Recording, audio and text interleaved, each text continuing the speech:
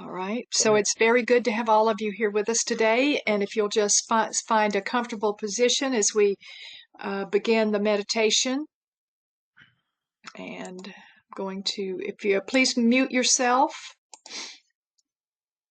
Okay. What am I? Okay. So let's just begin by closing our outer eyes and bringing our attention inward. And I invite you to take a deep breath down into the belly. You might even put your hands on your belly as you breathe in deeply and let the belly move out as you breathe in. And then exhale fully and gently. Completely exhale, letting go, releasing. And now breathe into the belly again, and this time the belly and the chest, let them fill with air. But your shoulders should not be moving. And then exhale again, fully and gently and completely. One more time, take a deep breath, filling the belly and the chest with air, welcoming the breath. And this time exhale with an audible sigh. Ah. And just notice how you feel as you exhale. You may feel a shift in your body, in your emotions. It is on the exhale that we release and relax.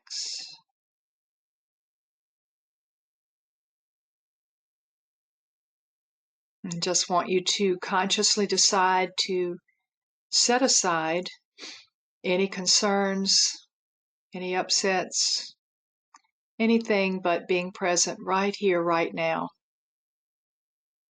So notice the weight of your body on the chair.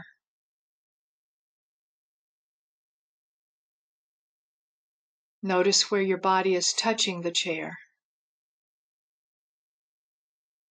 Feel the weight of your feet on the floor. Or if you're sitting cross-legged, notice the weight of your legs on the chair. Notice the movement of the body as you breathe. Notice what parts of the body move as you breathe.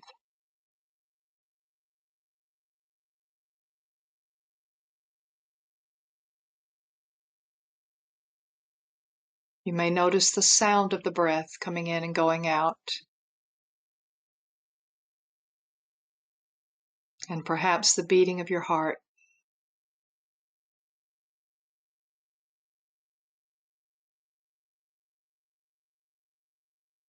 So taking these steps helps us to move into that eternal now moment, the only moment we ever have, being centered in the present. There is only peace. You are safe. You are cared for. Right here, right now, all is well.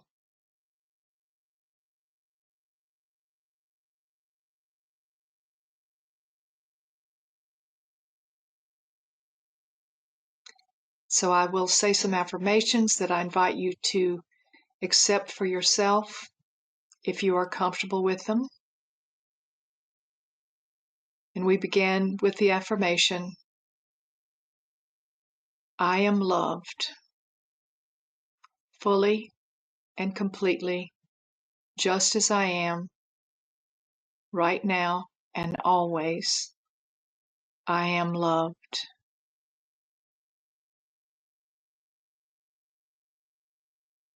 I love and accept myself just as I am, knowing that I am an infinite, eternal, unlimited spiritual being, having this human experience.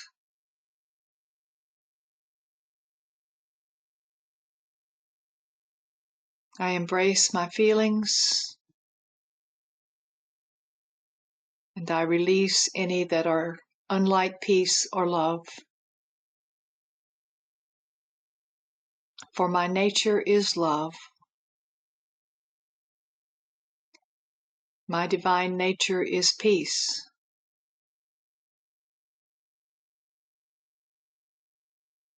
I am wholeness and well-being. I am serenity and contentment.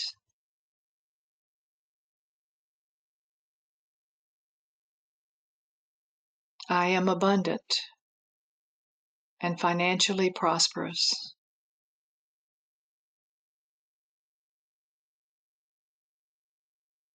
I am strong and healthy.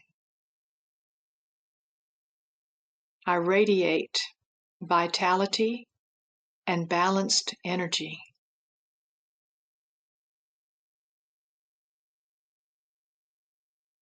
I am grateful for all of this awareness.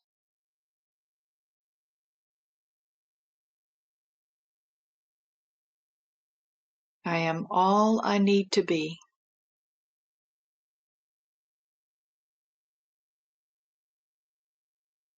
Aligning with peace, I also align with gratitude.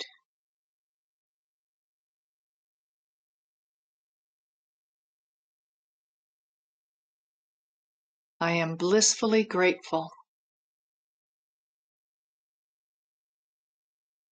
Invite you to just smile.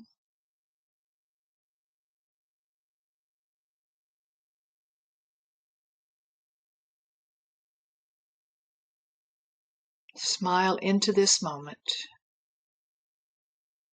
There is great love, joy, and peace within me.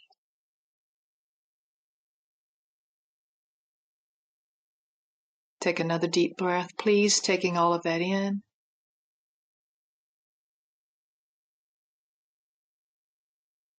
And we'll just rest in that truth for just a few moments.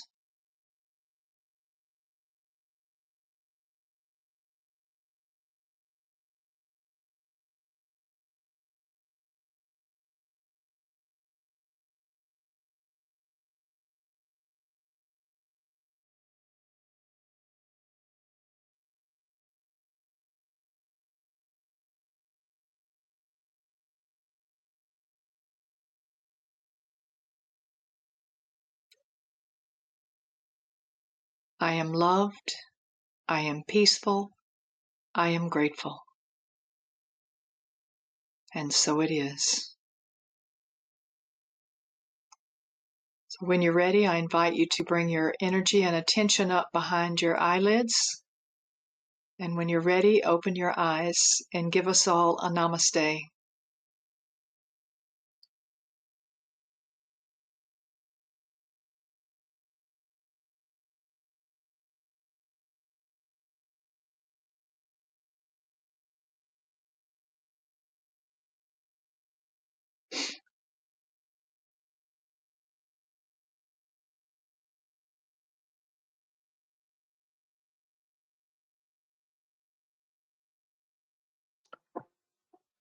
Good afternoon, everybody. I'm hoping everybody's well and having a time to enjoy this class. I'm going to be going through my question. My question today is, I want your personal definition, not the dictionaries, not somebody else's, your personal definition. We all have our own personal definitions of what things mean to us. I want to know from this perspective, what is your definition for surrender? And I am at a loss because I'm looking at all of you and I'm having, I'm trying to figure out who the arrival of the person that says owner is. Can the owner please unmute? Okay, maybe they're not ready. Okay, I'm gonna start with Hi, it's Liliana. Oh, hi, Liliana. I'm gonna start with you. Your personal definition of what surrender means to you. Not the dictionary, so what does it mean to you? We all have our own personal definitions, so.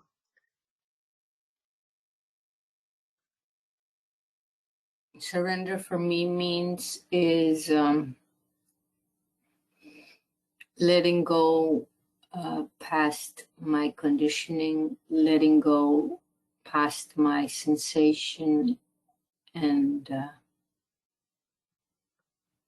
melting with whatever is bigger than myself. Okay, very good, thank you. Barbara Kramer.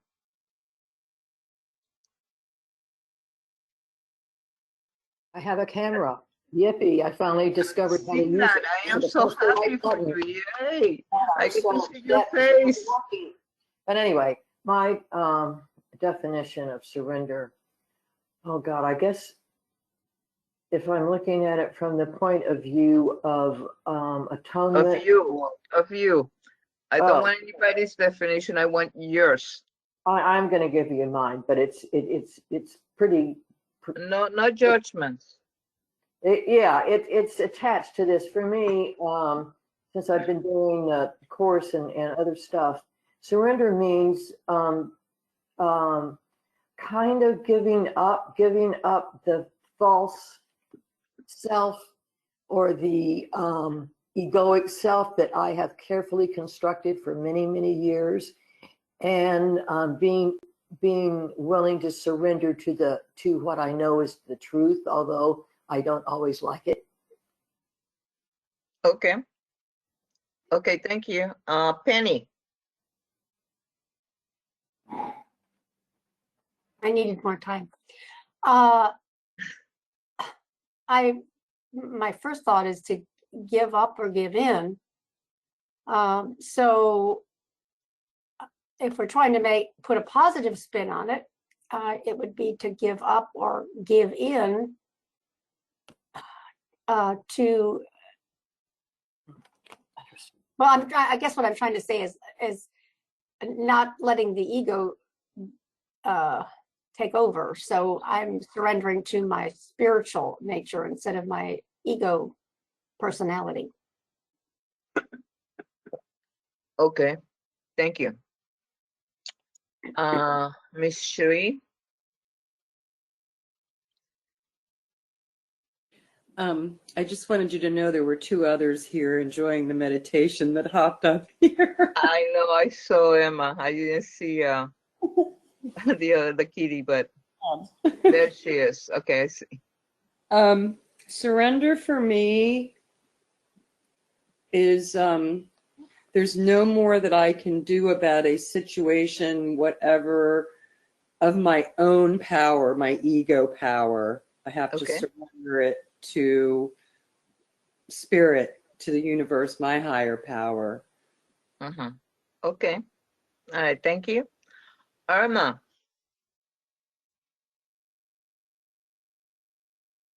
To me, a surrender is accepting what is and giving what is to my feelings, to whatever it is, giving it space and letting it be and allowing it to be, and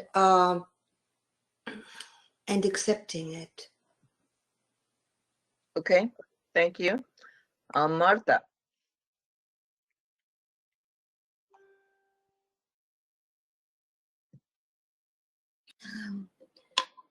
Surrender is letting go, trusting fully, knowing that there's something bigger than myself that's taking care of things, allowing for the flow of life as it is. Thank you, Marta. Miss Raslila. That was an excellent one, Martha, because it's almost exactly what I wrote. I wrote being able to let go and surrender to the higher power, source energy, trusting and letting go and trusting and being able to trust. Okay, thank you. Pam?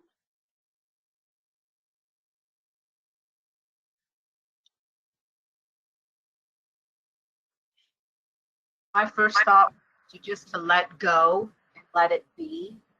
Do what I have to do, but just let go. There's nothing more I can do but trust and understand that that's the way it is. I'll let go and trust God. Okay. All right. Thank you. Sarah.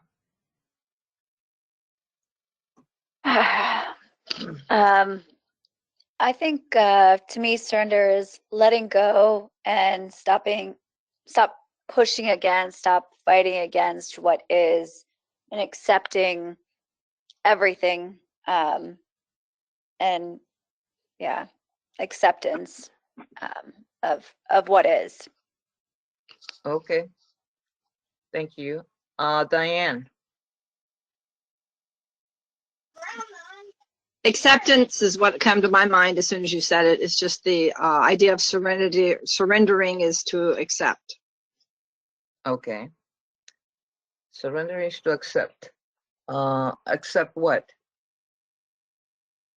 Whatever comes your way, whatever it is that you're trying to surrender, whether it's like right now, I'm surrendering to the moment that I have a baby on my lap and I'd really rather not have, but I'm accepting that that's where she wants to be. Okay. Kids will be kids and they're all lovable. So thank you. Virginia. Mine is like Penny's, of letting go of the control of the ego and relying on the higher self. Okay. In other words, surrendering the ego to the higher self, I guess you would say. Okay. Interesting. For everybody's response, not you. I'm not singling you out. I'm talking about. So good. I like the responses I hear. You're gonna hear mine because that's what the class is about. Except it's a 2-hour response. So,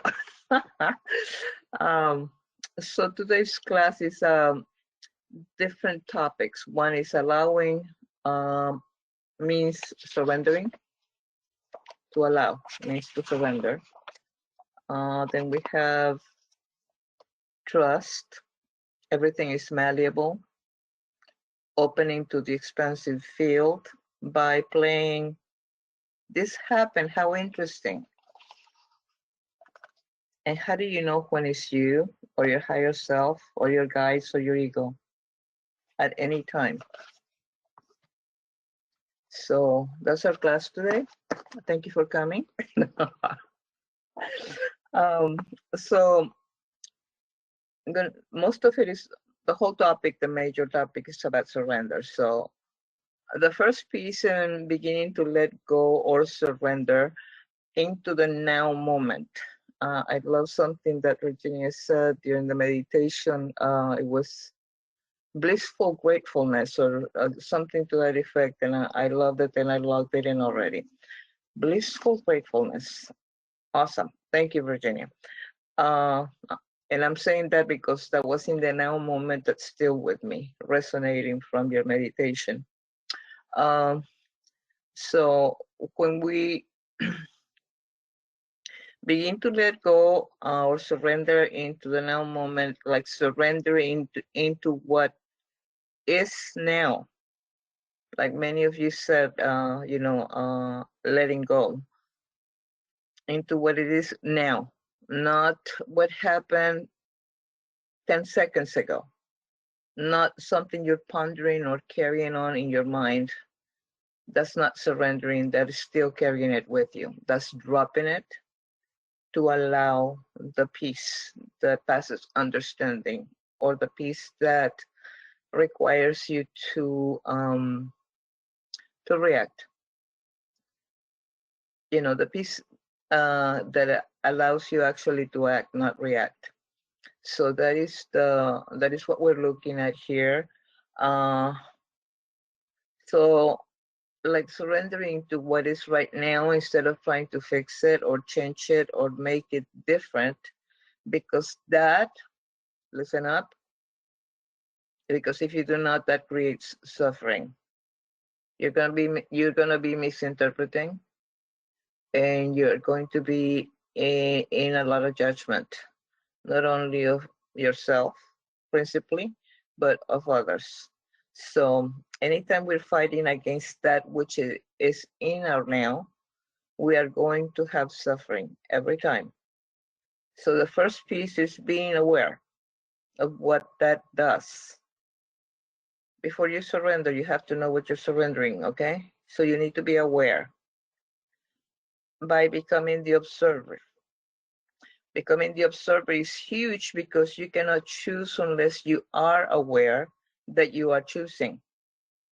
So the first place is, can I be aware of what I am allowing myself to be in?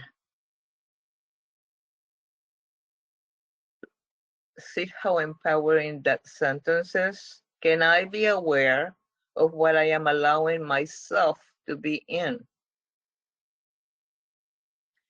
So I am allowing myself to be in this now, in this right now. Great. Okay, that's your first step. The awareness that you're allowing, that it is in your core, that it is in your power. The second piece, which is the umbrella around the whole thing, around all of it, is, can I hold myself in compassion, even if it is a tiny amount of compassion, as I learn how to navigate this in a new way? Because if you can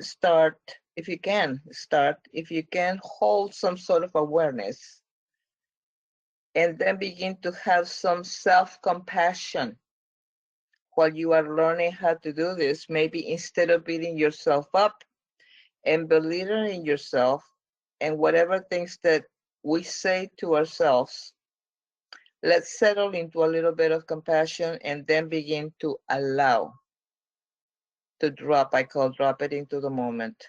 Dropping into the moment is allowing to just let it go.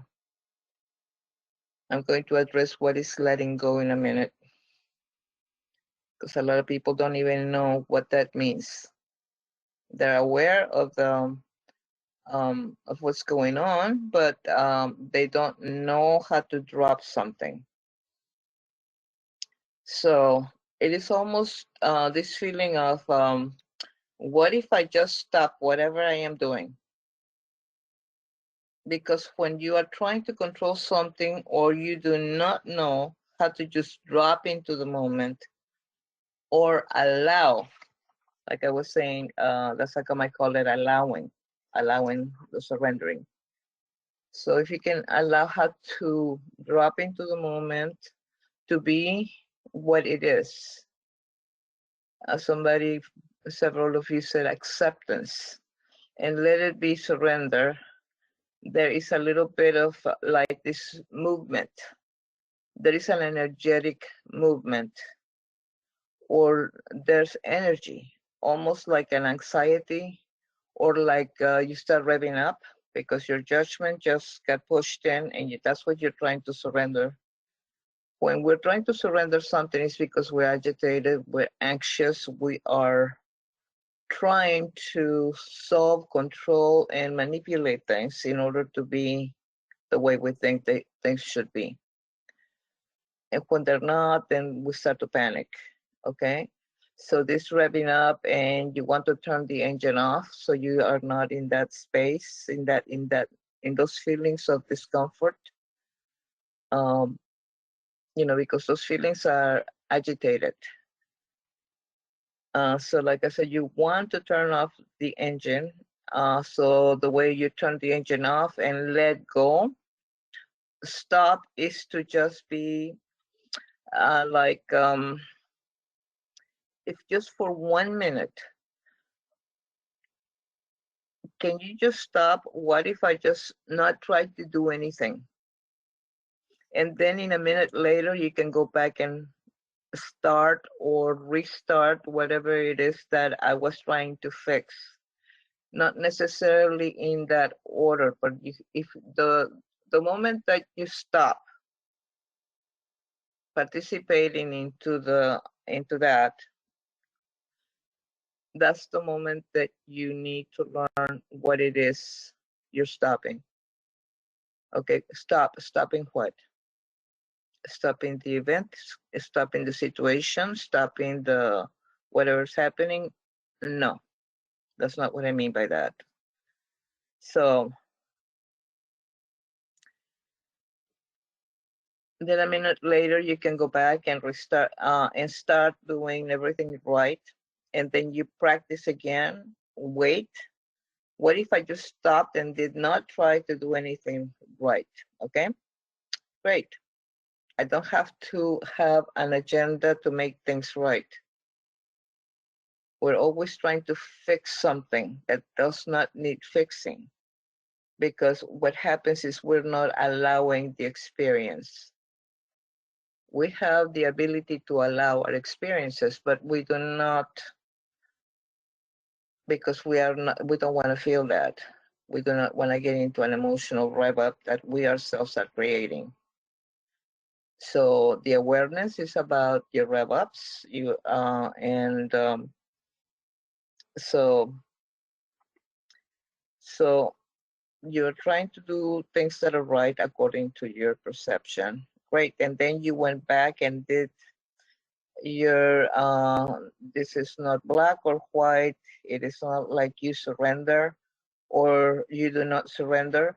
You know, am I surrendering and am I not surrendering? It's all this judgment that goes through your head.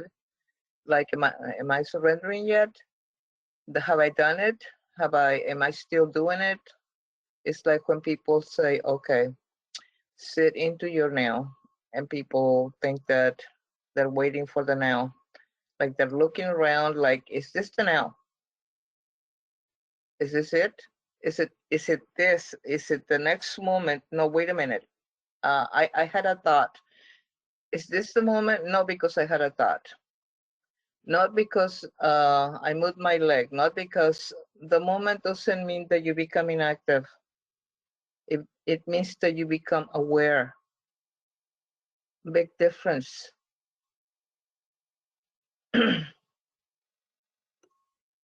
So things are not black or white. Like I said, you're not like surrendering or not surrendering. Your mind's still going. I'm surrendering. I'm doing my best. I am thinking positively. I am doing everything I know how to do. This still not working. That means it's not going according to your script. Okay? And you're not accepting that. The quicker your awareness is that you have control over you, the quicker that you let go of the fight. So you need to look at what is going through your mind when you are in judgment of yourself, specifically because you wouldn't be in somebody else's judgment part in your brain if you were not judging yourself. That's where it starts. So it's a constant daily practice of awareness of where you're at.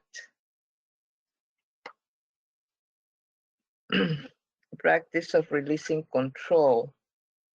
And you take the tiny little baby steps. You observe and observe and observe. And again, observe yourself. You are in this situation. I am in that. I am experiencing that. I am trying to control whatever the issue is, that. And evidently I'm afraid of that, right?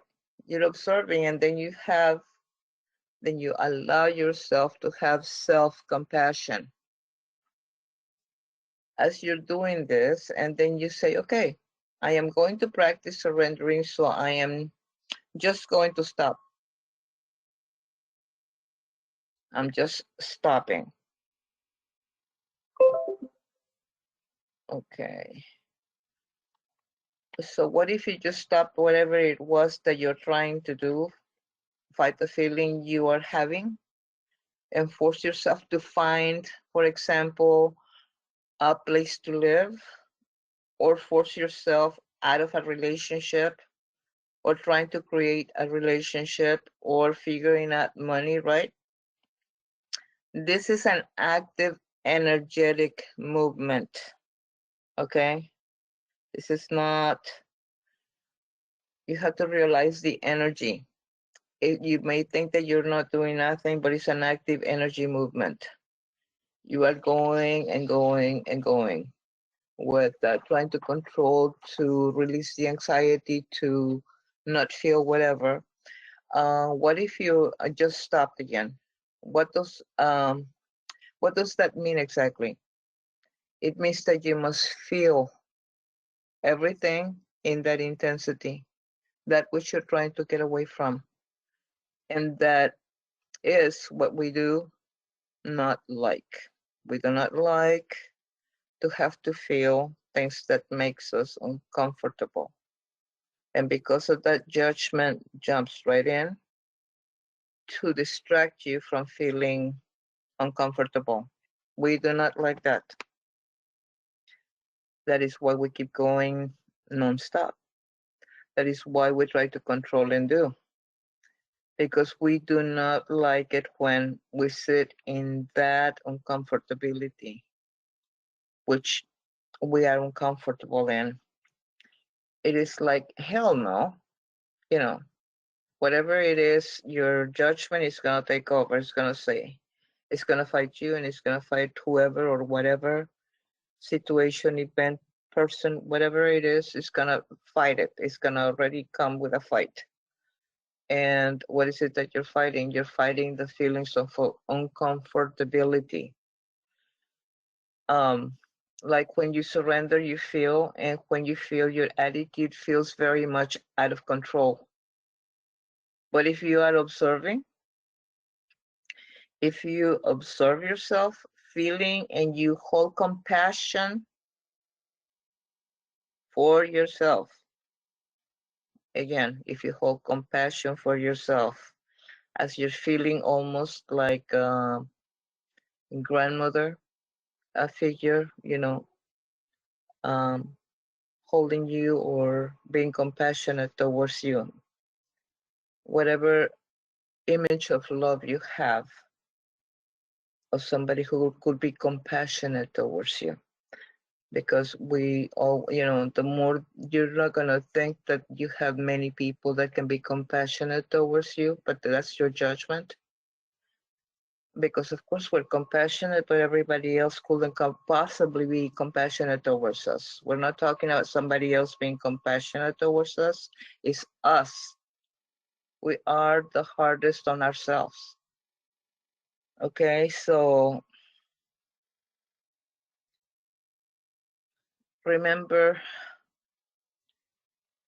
that everything moves, that nothing is standing still or stagnant. Nothing. Everything is in movement. And in that is peace. That's your key. If you remember that you are not stuck in that which you are in, and I'm talking about the feeling, that now whatever you're feeling, whatever you're going through, it does not stay, because there is a feeling of when you first learn to kind of drop and allow into the feeling, there is this feeling like, oh my God, it's going to stay forever. I am never going to get out of this. Just remember that it moves. It's a movement in action, it's energy. It does not just remain stagnant. It is, you are always moving, always, always, always, always. And, those are the steps that I would take. In the beginning, I think those were and still are what I do all the time. This is how I tackle the truth about what is happening in me. Of course, I'm not always aware of that because my judgment took over. And I don't really want to concede that I have anything to do, that I'm just trying to move from the emotion. I'm asking you to move from the emotion, but not the feeling. How does your body feel? So I'm going to stop for a second and I'm going to open the open for questions as far as to first any question before I start asking questions. So pay attention to what I said. I threw a lot of stuff at you. And it might not seem like it, but there was a lot. If you were paying attention, you know that I just threw a lot of stuff at you. And when something like that happens, I'm allowing you the opportunity to absorb. That's how come I stop at certain times, so that you may absorb and understand what everybody else is understanding from what I just said. So if I don't have a question, I will ask a question, and then I ask everybody to respond. So yes, Virginia. I know I've asked this before, but the clarification between emotions and feelings.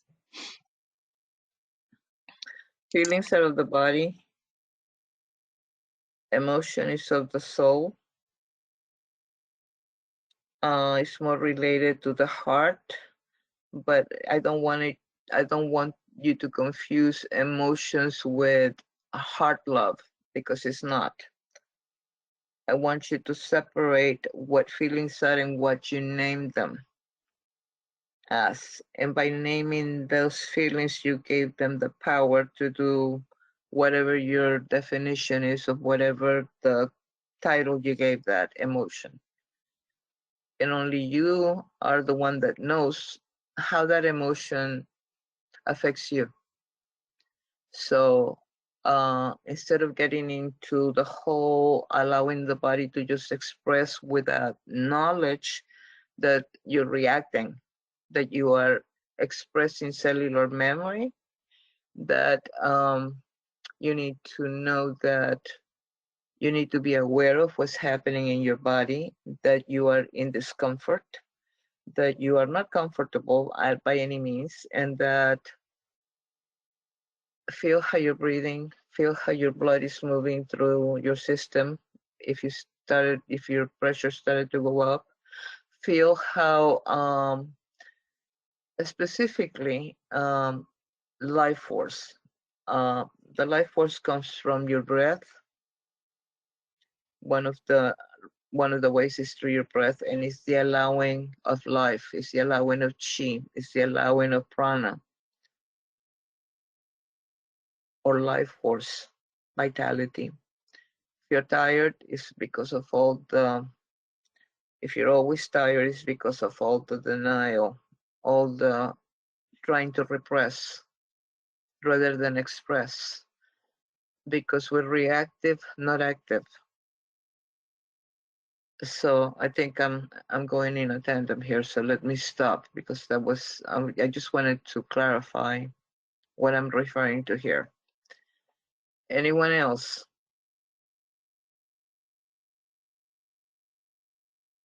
I mean, that was a very good question, Virginia. So most people don't even know how to react there, or how to act. Yes, Sherry.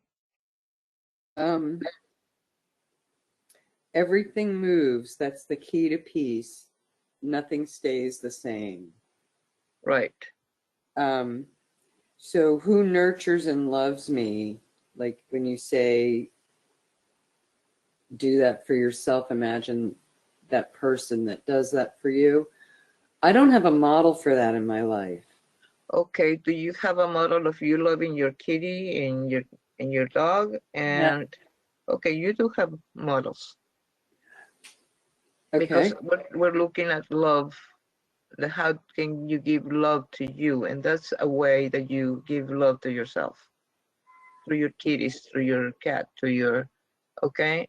It is unconditional and it's always there. or from kids and babies, and you know, before they get into the elder stages, when they're still unconditional, they're very loving. When somebody's maybe challenged but is lovable, there's people that are very sweet. I have a couple of friends that are mentally disabled, in the sense of I think I don't remember what the title for that is, but I don't want to remember anyway. That's not how I want to see them, but these are some of the most loving people. And for whatever reason, I noticed that when somebody has a disability like that, they are pure at heart, and they are the most, whether they're totally lovable or whether they have their own way, they're telling you the truth at every moment. They're being true to themselves, and you don't get to see that very often. So again, I'm going off topic. Give me any topic and I'll just take off with it. Okay, so yes, Arma.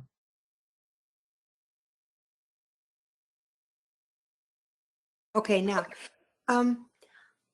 when you were talking about this, that we first have to stop and then we look and then we go on, it made to me very much sense in this, because it reminded me of this TED Talk from Father Steindl Rast. He's a Benedictine monk, and he was giving this TED Talk, and he says how to go through life, and it was it had this very practical example that you are standing in front of the traffic and you want to cross the street. It's something like that. So the cars represent your thoughts and your emotions and everything. You see it in front, but you want to go to the other side. But before you can cross, and for it to be safe, you have to stop. Then you look, and then you go. So that's what you were saying. Yeah, that's what you were saying. You stop, and then you wait. You allow. You have compassion. You don't want to run into that. You know, you're going to hurt yourself if you run too fast, too early. You have to wait and be present, and then you can act. So that's the only time you can be present is if you are allowing the moment. And the only way that you can allow the moment is to be aware. So when we stop, it's not stopping so much the thoughts and whatever is going on. No. That's not the intention. The intention is to feel what's going on with you. Yeah. You are in the moment. You are in that moment of flow, of allowment. Yeah, that's how I thought it. If you're never in allowance, then you cannot be there. Okay, thank you. That's pretty close. Yes, Martha?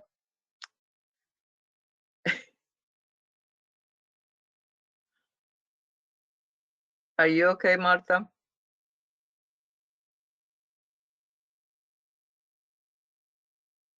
Hi, Martha.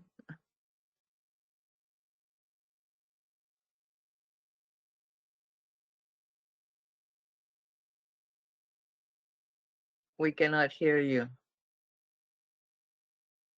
It looks like she's freezing up because of reception. Right. It might be either a low battery or whatever. I'm not going to try to figure it out.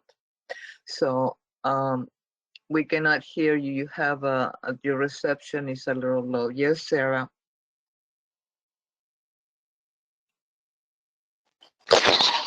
I wanted one to just clarify. So when you said move from the emotion, not the feeling, you want to move away from like the label of the emotion, and even though you said the emotion was the soul, and hold on to the feeling, the life force in the body. When you're talking about choosing to surrender and feel uncomfortable feelings, to move away, I wrote move from the emotion, not the feeling. I did say that, and once again, the feeling is what is keeping you, the feeling of uncomfortability, and that is only disguised feeling of fear. So I guess I would stop, not try to analyze what that means, only feel the feeling. You're not going to get into the ego analysis, because every time you start analyzing, you fall into ego, okay? So when you think you're solving something, when you think you're rearranging things in your mind, when you think you solve something specifically, you're strictly on ego, because that is a gratifying process for the ego. So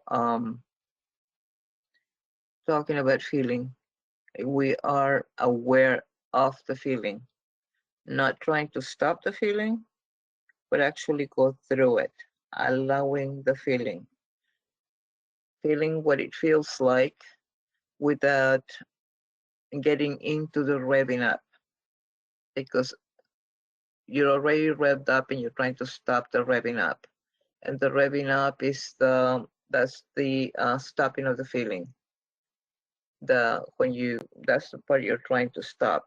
Not that you stop the feeling, but that you allow the process of the body going through that. When you begin to allow that, the body starts giving you more to release every time, because it no longer holds on to that charge. It no longer holds on to that, I need this, and I need to hold this position. It's called positionality. We're trying to remain in a space of what the ego dictates must happen according to the script. So if you are not attached to the script, which is your ego, if you're not attached to the script, it's easier for you to let go. If you are attached to the script, I will say, ask yourself why. What is it? What am I feeling that I don't want to feel? What in me is reactive to this? Because I'm reactive. And not that you're analyzing that, but you're allowing the feeling, asking that question without expecting an answer. Only that you're asking that question to allow the feeling to go through. Not because you want the analysis, but because you want that experience. Does that make sense to you? Yes, thank you very much. Yes, Irma.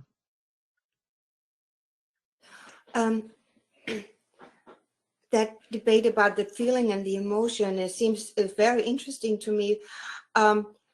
When I was thinking about the animal kingdom, the animal world, I mean, if I am shivering and I'm very cold, I would say that is a feeling.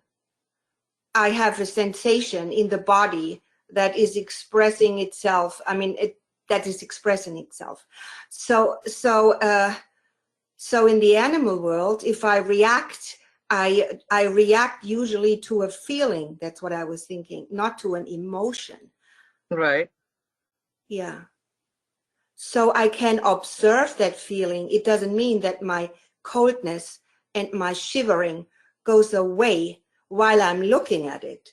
I'm looking at it. You're just observing. Yeah, I'm just observing how I shiver and how I tremble or how I'm scared or whatever feeling it is. And it has no judgment in that sense besides just describing what it is. Okay. In previous classes about this, I said feeling is of the senses. I know it was Sarah who asked the question then. What's the difference? And I said one is sensual. Feelings are the senses. This is you're calling for the animal kingdom, and you're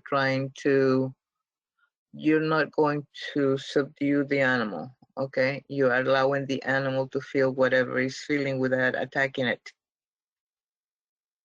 And that's, I think that that's what you're bringing forth to the class. I think that that's what you're trying to say here.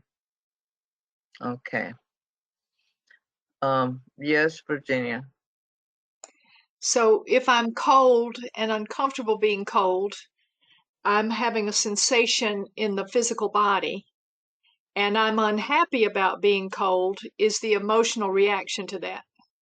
Right. Is that correct? Because now you're talking, yes, because you're talking about physical senses or, you know, energetic senses. Energetic in the sense of, you gave it a title, you know what that means to you, and however that makes you uncomfortable, because it does, evidently. So you're gonna look for, you know, the moment that you ask the question, why am I feeling this? But don't concentrate on the answer, just concentrate on the feeling. The feeling is expressing and it wants to be heard, not your mind. So the moment that your body is acknowledged, the moment that your body can for once be heard, the body will start friending you, because it's no longer under attack. We have to realize how much we attack the body without even intending to. It's a lot of things to process right now, what I'm saying, but my classes are usually intense, so I don't want to change the format of my classes to make you feel more comfortable, because it's in the uncomfortability that you get the chance to actually, if you allow the experience, then you allow the release of why you're uncomfortable. And you can give it any excuse you want, blame anybody you want for whatever reaction to what happened when you were 3 lifetimes ago, whatever, whoever, you know. But that's not true. The truth is you don't want to, because you don't want to feel and you don't want to look. And you don't want to look because you don't want to feel uncomfortable. So just feel the experience once and for all rather than repress it, and allow it to be. When you allow things to be what they are, then there's no fight. Then you surrender to that nowness, to that awareness of being free. How do you get to feeling free if you're always contracting? We're talking about expansion. We're talking about being in a space of allowing, of a flow, of being a wave. Like Virginia sometimes uses the phrase, you want to be the drop or you want to be the ocean, blah blah blah. Well, be the wave. Don't be the entire ocean, be the wave, because your particular wave came to express that. It didn't come to express as a drop by contracting. You came as an expansive being, allowing your divinity to express through this physical body. Angie? Yes. Could you, I really like the example of the cold, because it's exactly how I felt this morning. I don't like cold weather. I'm just going to admit that. Right. And I don't care. Everybody says, oh, it's so nice. It's so cold. I go, are you kidding me?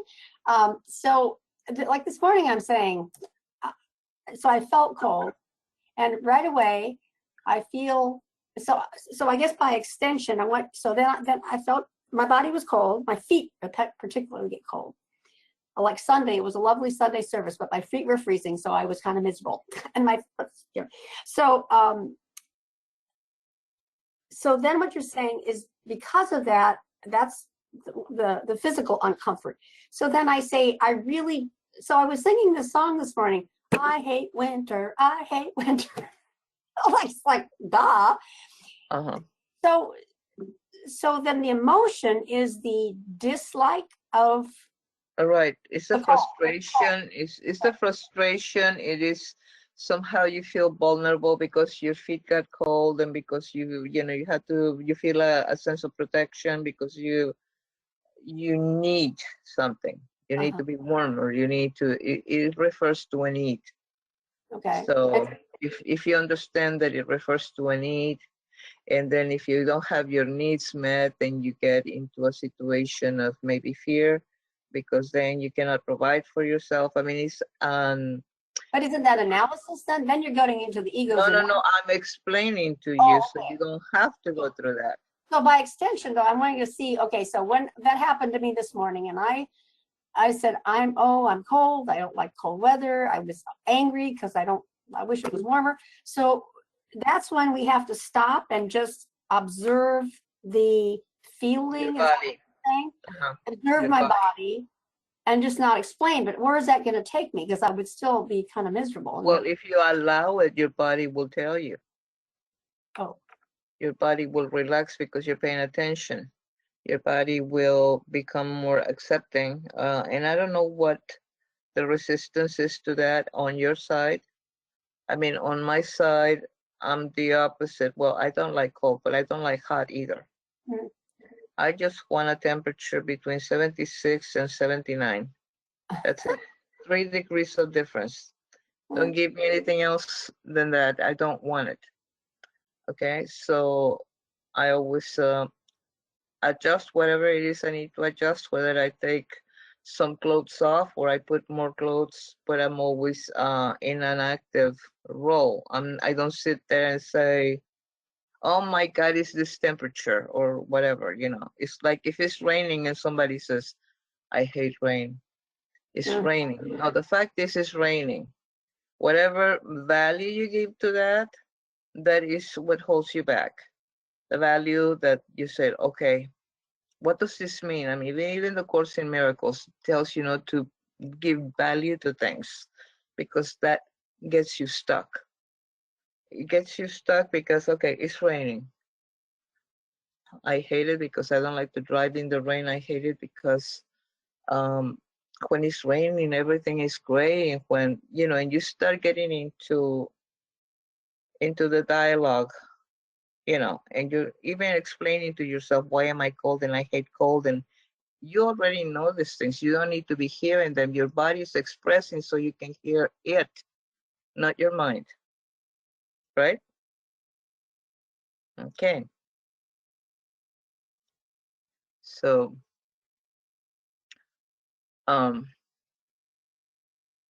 Liliana?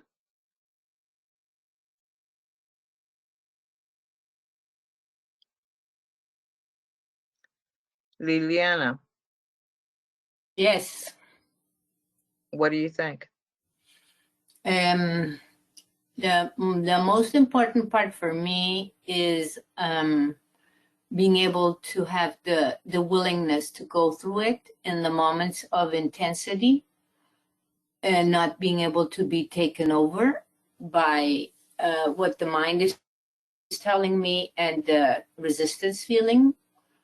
So the more this practice, I think the willingness grows and the trust grows of that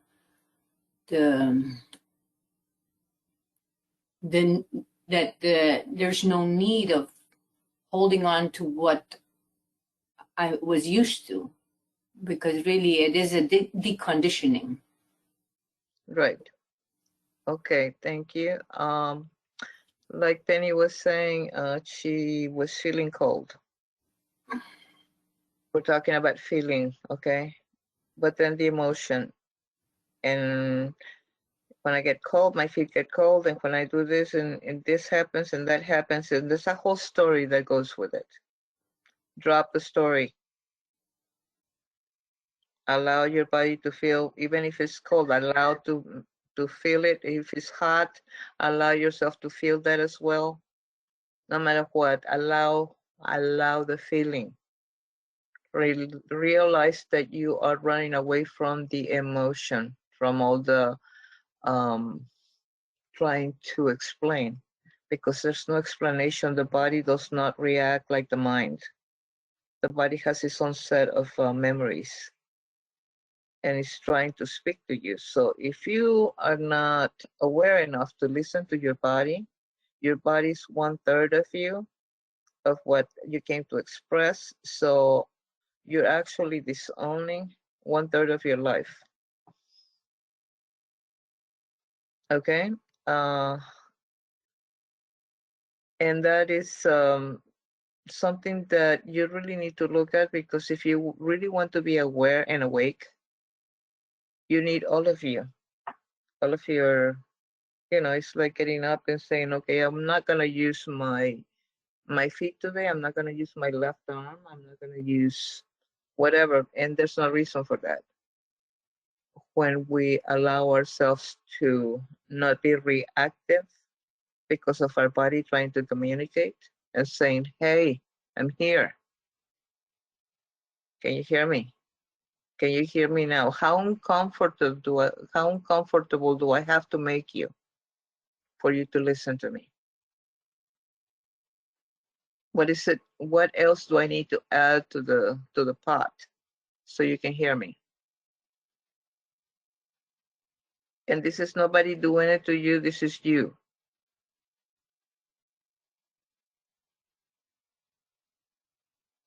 Okay. Questions?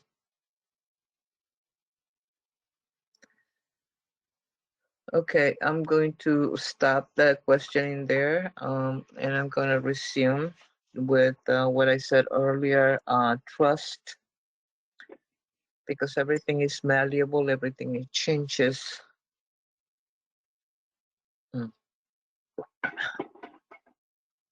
Because you know that everything changes and it doesn't always stay the same.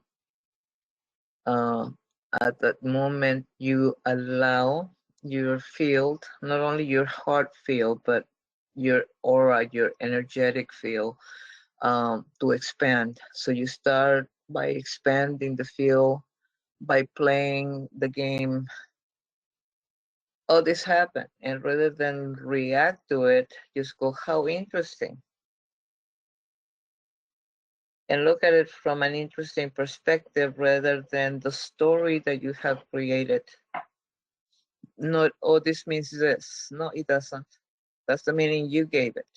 And it's a very personal, what do you call it, feeling. And a very personal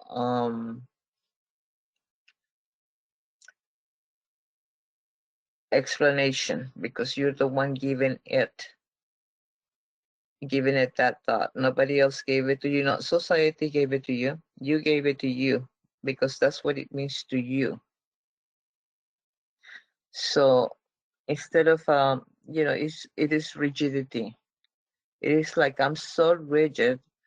We are so rigid, and when we let go and trust that we are safe, and that anything that happens, we are safe. We're safe going through this. It might not feel good. We might not like it, but this is how life flows, right? It is like when I was invited to go on a trip along with 3 other people. This was recent, and I was happy. I was ecstatic. I had a plan on my head, and I prepared to go along with it, and I started making preparations and doing my packing ahead of time, some of the packing, and thinking what I could do or not do while I was there, and counting on having everybody there. 2 of my friends are early risers. The other friend is a late riser like me, so I thought, okay, perfect. The early risers can visit, and then I can, me and my other friend will visit later, and then we all can get together, and suddenly the week became less. I started out with 5 days, and then it went to 4. And then one of my friends had a doctor's appointment and other things that had to be rescheduled for a day in between those times that we were leaving. And so we lost another day. And then my other friend was too busy to come, and I said, okay, I still have my friend, and maybe I will feel less challenged because my other friend also is a late riser. And then something happened, and my other friend that was the late riser couldn't come either. So I ended up having just me and the friend that did the invitation for us to go on this adventure. And then, but see, that disrupted my plan. I have my plan, and then there's everybody else's plan, and they were not aligning with my script. Okay, so I was getting a little ticked. But of course, if you look at this, it's not at them. I was getting very uncomfortable because I didn't know what to do about changes in schedule, changes in different things, and now I started out with 5 fabulous days, coming back on the 6th to being there 2 nights and coming back the next, on the 3rd day. And I wondered if I really wanted to go. So your brain starts talking and carrying on, and according to your script, your story, you have to drop the story altogether, which I ended up doing that, but it was really challenging to be in that space of, oh, my plan is not the plan, and I have to flow with that and trust that it is an energetic resonance. It is like it does not feel right to keep going. Something does not feel right. In my part of me was saying, this does not feel right. This is not my original script. What I was really mad is that it wasn't following my script.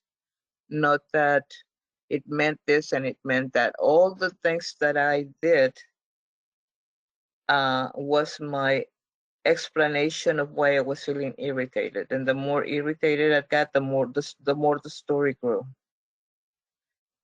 But all these stories was because I did not want to feel uncomfortable and look at me. I started to look at everybody else. Well, you didn't do this and you didn't do that, and I don't know what you can't go, and I don't know about this and that. And I started going out of me rather than looking at me. So, like I said, it was really challenging. I had to trust the energetic resonance. My other friend that I ended up going with said, things happen for a reason. That's meant to happen this way. And I mean, I hear this explanation all the time, and most usually I put it to the side because we do have choices, and we can, maybe sometimes it's a way of us to listen if our body wants to go, to take into account what is happening. Do we really want to go there? Also, when something and I was not feeling right, it is what feels right or in alignment. Is it going on the trip, even though it makes no sense? So when we start listening to our resonance, our energetic field, there is no logic to it. You are just like, oh, this is what is happening next. Oh, this is what is happening next. So you are not reactive. You're just aware of the happenings. The moment that you start not wanting to feel like your story change or the way you plan things, the more uncomfortable I became. So it's not that simple. You might think it's just a story of what I'm telling you right now, but the going through it and knowing what is happening when you start observing. And then somebody said, okay, I'm always busy. There's no way I can go. If I could go, I would go, at least one day. And then somebody else said, I can't go. Well, I don't believe in the word can't, so it added to my story. It was part of my story, my telling myself what somebody can and cannot do. So all of these are things that we add to stories that makes us not want to look because we are uncomfortable. And was it really that uncomfortable to go somewhere and do this? Yes, Penny. Angie, I have a question about feeling when it has to do with intuition. There are times when we get feelings about why we shouldn't do something. And it's almost like, I always feel like, say, my angel tapping me on the shoulder and saying, I'll give you a good example. I almost ran the red light at, what's that street just before you get to the spiritual center? Right by Publix there. Okay. Lutz something. Lutzfern Lake Road. Okay, I almost ran the red light. I never do that. I never run the red light. But for some reason, I just wanted to get through that light. I said, no, stop. And there was a cop sitting right there at that corner. Something tapped me on the shoulder and said, so, I mean, it didn't give me time to analyze it or anything. It just said no. And that to me is, I call intuition. It's intuition. So how do you? Two things. Okay. Intuition, which I'm going to talk a little bit later about that. Intuition, but what you did then, you were not listening to logic, you listened to your body. So this is one of the good things about learning to listen to the body. The more you listen to the body, the more intuitive you will get. And if you're already intuitive, the clearer things will become to you. Because right now you're operating at 2/3 of your capacity. You know, and even though it's a lot that you have learned a lot, you know, because a lot of people don't even want to even use their mind. Their mind is also good for you, but this is not a class about the mind. This is a class about the body. So, yes. So that was me using my body, but in that case, my body, it was a good thing. Right, Okay, because you listen. You know, you didn't know why, but you didn't question it. You went ahead and did it. That was not logic. That the mind was not involved at all. It was your body telling you, be careful. Okay, it was my story. Don't think that the body. Also, don't think that the body is restricted to the area where you're at, where your physicality is.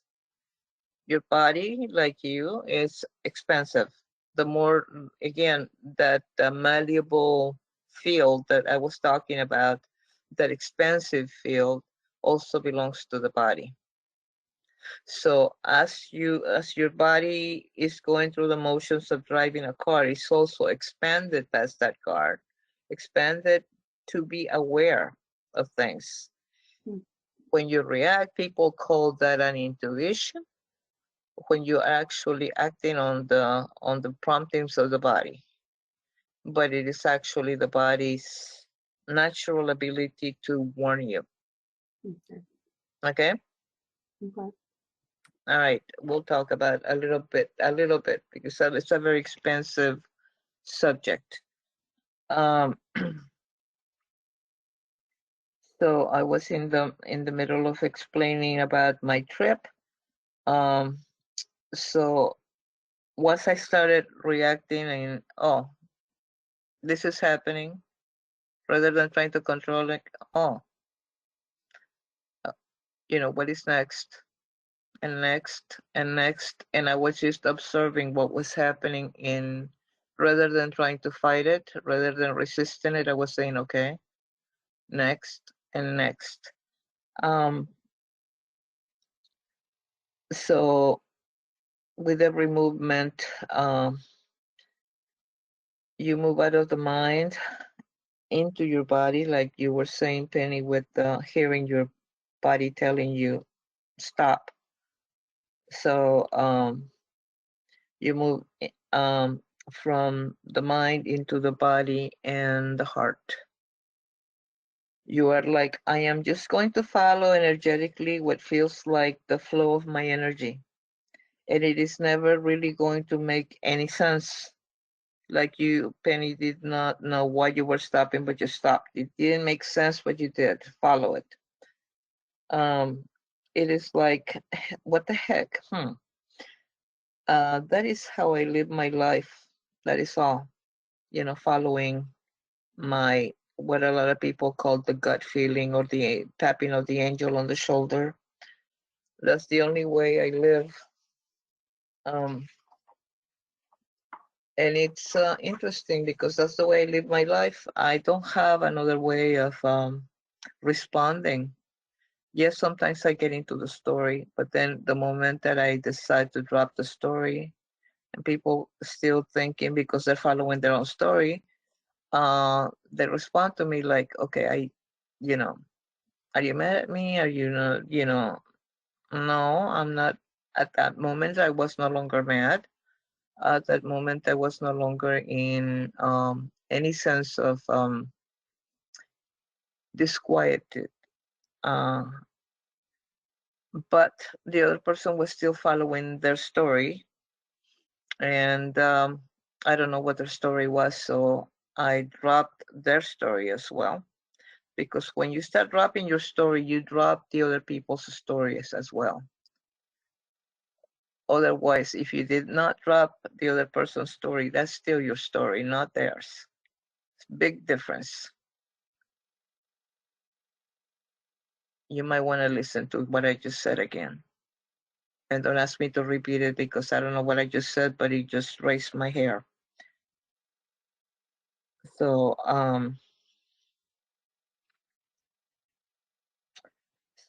like I said, I live my life that way, through energy and not logic.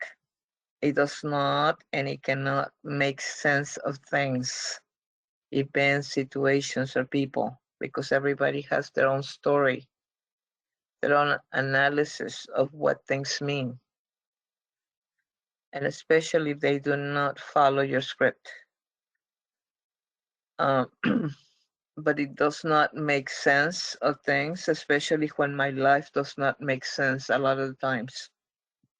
I don't know if your life makes sense all the time, but mine has its waves. And it's okay to have a wave because you're allowing the flow. Allow the flow, but do not be in pieces. Allow the flow means that you are in peace, that you are in an allowing mode. So I'm going to stop there and ask you to ask questions, and I'm not going to pause very long here. And I think that Penny started this segment with asking that question, even though I was in the middle of explaining about my trip. I'm sharing this not because I want to tell you a story. It's I want you to know that I dropped the story. The main point here is I dropped the story and I dropped everybody's stories, including the person I went with. So I dropped it. What happens then? I'm in peace. I'm able to enjoy. My body relaxes and enjoys. And that's the reason for the story. And I'm going to tell you another story. One day, I was in the kitchen making a salad, and I'm over there, so, and going, nice salads, and add this and add that. And I added anything that was in the fridge that could be added to a salad. And I'm one of those people that improvises and throws things that are not even supposed to be there, but, just to make it bigger and better and more colorful and more, so I'm making this huge salad and I'm into it and just cutting and chopping and washing and finish my lovely salad. And I put it on a big thing, in a big container. And I said, okay, I'm gonna watch some TV. I'm just gonna relax. I'm going, okay, am I relaxing? Yes, but the thought of the salad was in the back of my mind. You just made this humongous salad and it looks gorgeous and you should have it now. You should have it now. And I'm going, yeah, but now that I finished everything and now that I did what I had to do, I'm not that hungry. Maybe I'll do this later. Maybe I'll eat later. No, you need to eat it now. You made a good salad and the salad is good for your body and it's all veggies and, you know, it's very healthy for you. Go ahead and eat the salad now. You know, before it's, you know, you just made it. It's fresh. Come on, let's eat the salad. I'm going, no, I don't want to. Okay, this is me and the committee. Okay, going back and forth. Like the story. Why do I need to eat the salad now? Because it's healthy, because it's good for me, because so I'm getting all the whole story of the salad. So now just keep that in mind. I went through this salad story for a reason. So I'm gonna jump to the third subject. How do you know when it's you or your higher self or your guides or your ego? It is such a fun game we played, right? Because I mean, it is not physical, it is all energy. The higher dimensional beings are energy. The higher dimensional beings that may not have our best interest at hand. Let's just say our energy, so you cannot feel it. You have to really trust the higher self in an energetic frequency to you. The frequency that Penny was able to discern to say, don't go. A higher aspect of your being, like the ego, is a lower aspect of you. Well, not lower, just a different frequency of your higher dimensional consciousness. Your ego is a part of you, is not any lower than you. It is just a different aspect of you. Don't think that you are here to kill an ego, you're not. Or you will not be in this plane. The reason for that is because you came here to be an ego. You came here to be in a body, that's what I mean, a persona, to express as only you can express. We're not robots, okay? So, we need to practice the constant observation of when we feel uncomfortable. The moment you start feeling uncomfortable is the moment you need to observe. Bring the observer with you. Anytime, no matter how small the ripple. Because it's the body saying, okay, can you feel me? Can you acknowledge this? I'm trying to tell you something. Okay. So the practice is constant. It needs to be constant. Is this my ego? Is this my higher self? Are these my guides? Like I'm always juggling that. Always I do not hold the reality of darker energies coming in and seducing me in some way or attacking me in some way. I just do not allow that in, I don't allow that in my body or in my consciousness or in my thoughts. You have to be careful what you're thinking and what you're attracting because again, there's this pendulums and what you're totally responding to is the pendulum action. What you're reacting to is the pendulum action of things that you were not aware of because you did not listen to your body. So if I don't want dark energies, so-called dark energies, I just do not allow that in. Plus, I would feel it instantaneously. Like sometimes I've been with friends and suddenly you feel a disturbance in the force because they're energetic vampires or and you feel it immediately when that happens, when you listen to your body, because your body's warning you, you know, danger, danger, Will Robinson, you know, and it's going, you know, You need to pay attention that you need to protect yourself.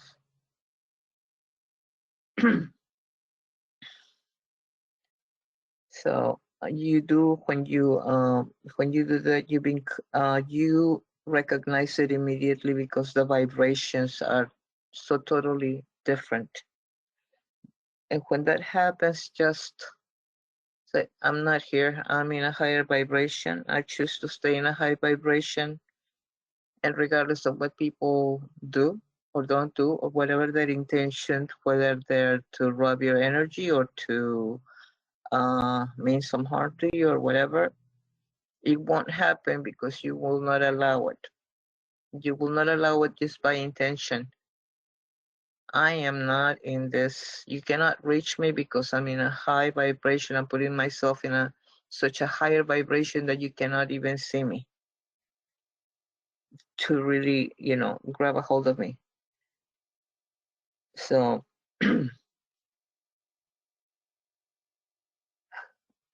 I do juggle ego, higher self, and my guides all the time, because there are many times where I will do something and it does not turn out the way I thought it would.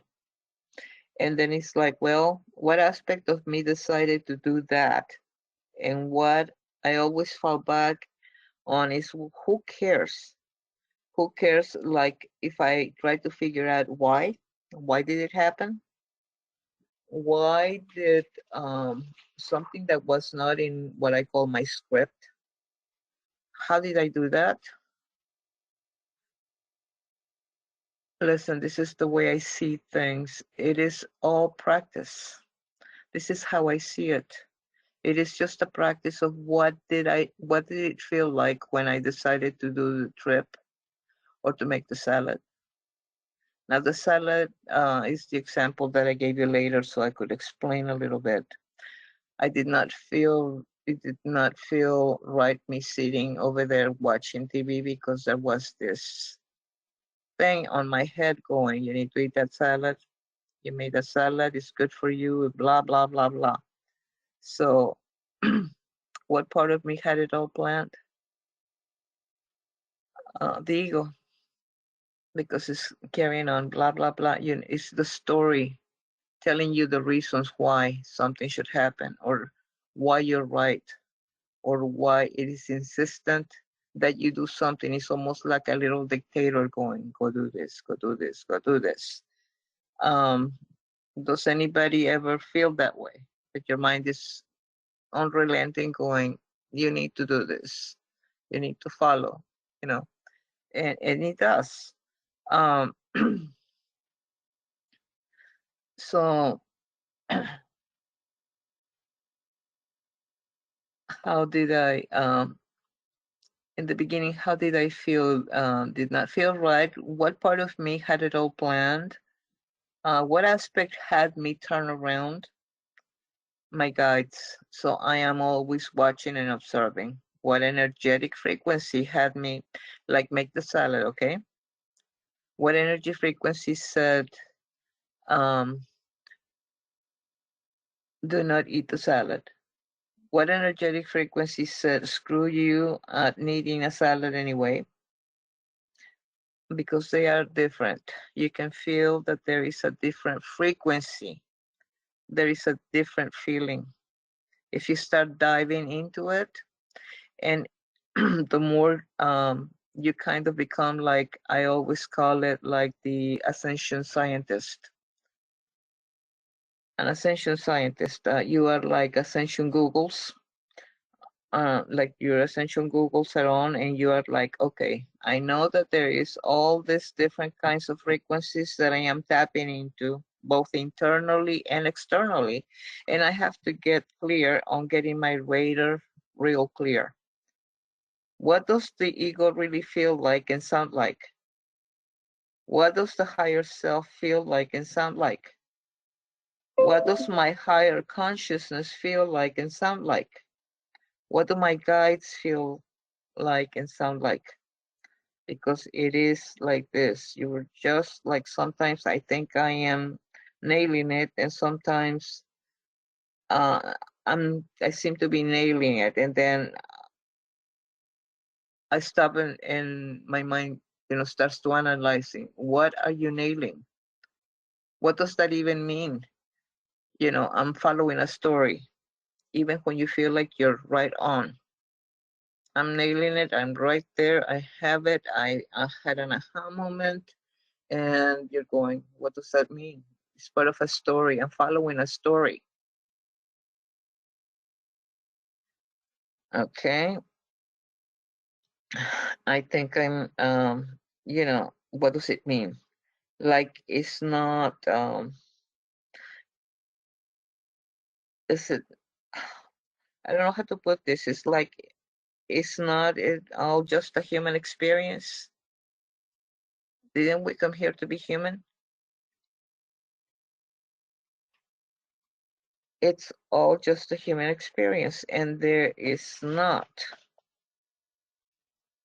wrong or right. Whatever my decisions, whatever the story is, it's never wrong or right.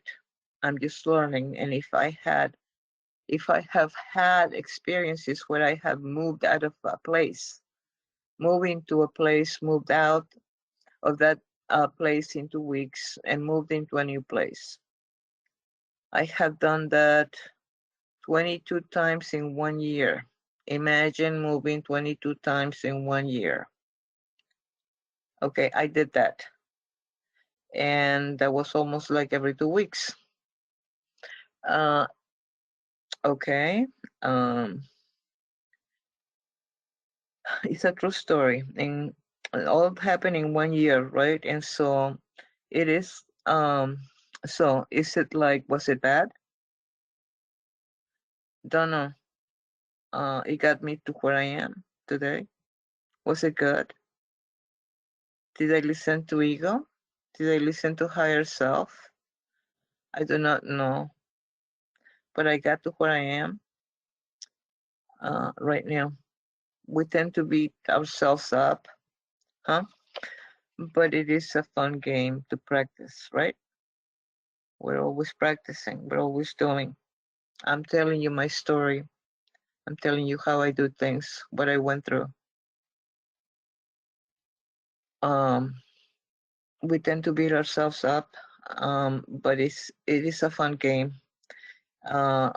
Who or what aspect is asking me to exercise or not, or to eat or not, or to sleep, or sleep more, or not sleep at all?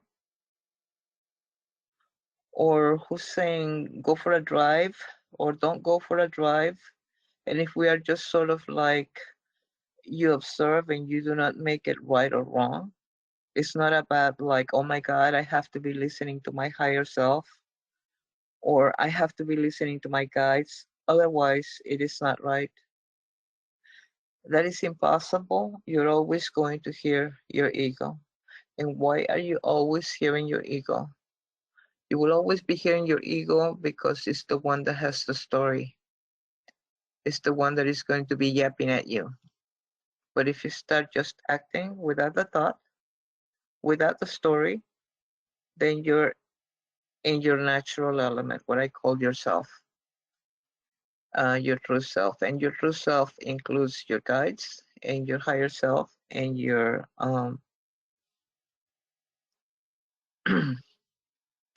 guides, what you call God, what you call angels, things that are true to you, things that are high vibe. How do you know that something is high vibe?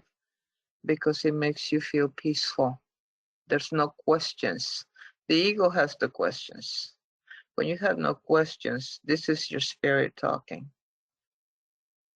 When you don't know why you're doing something, but you have to do it, that's your spirit talking through your body, through your mind, through your, whatever it is that, if you know the difference. So somebody just, was that you, Sherry, that went like this for a second? What was it?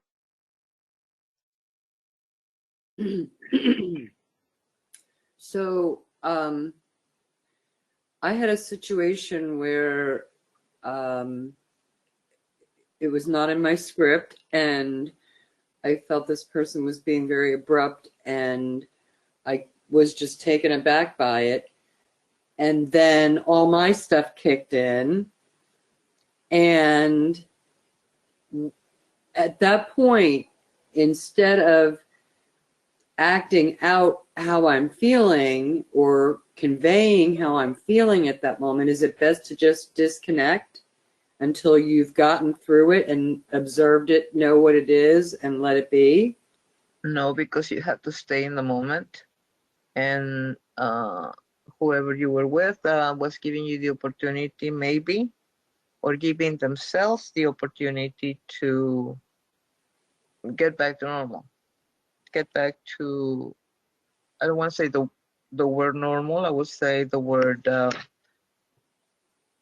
balanced. If you don't ever want to get back to normal, because back to normal to me means you back to ego. So the idea is always to go into a better state, a state of peace and harmony. But you cannot get there if you disconnect. Because again, we're talking about disconnecting for uncomfortable feelings. And we have opportunities time and time again that happens, and we don't want to feel it, so we run and let's disconnect right now. I'm pretty sure your friend felt the same thing, or whoever it was. So I guess what I'm really asking you is,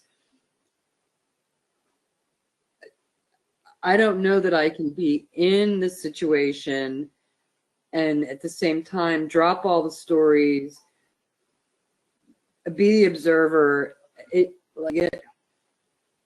and still be in the conversation, the situation. Right, because you do not want to feel the uncomfortability that your body's asking you to feel. That's part of the ego on both sides.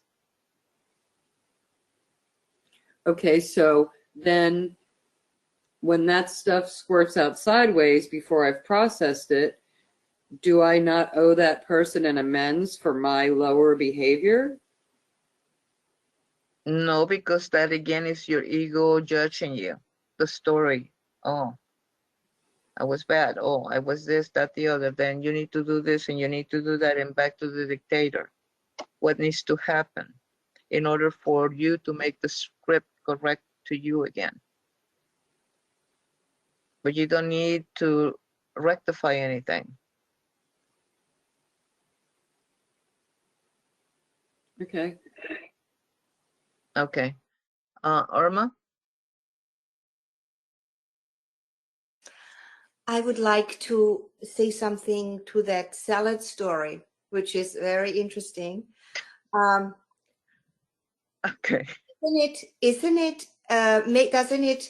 the intention behind making the salad that determines your behavior later?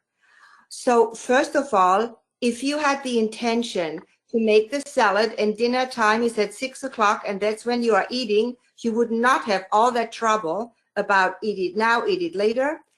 The other thing that comes to my mind is that I was just reading a section a while ago, actually already, in Healing and Recovery from Dr. David Hawkins. Mm-hmm. And he was telling, and that for me was so interesting. If you want to lose weight, what you have to do is you have to wait for the hunger to go away, or for your ego telling you you're hungry, you have to eat, you have to let that go, and it will just pass. All feelings pass. So, so if you want to lose weight, just wait. And then later when you are hungry, the stop part. Yeah, when you are not hungry, then you can have, and you will not even overeat yourself at that time because you're not really that hungry anymore. Right. So that was just coming to me with your salad story. Yeah. Right. Thank you for that. Okay. Lisa. What are you Yes. taking? What are you taking from this class? I'm taking it all. I'm soaking it all in. No. What part resonated with you the most? The most? When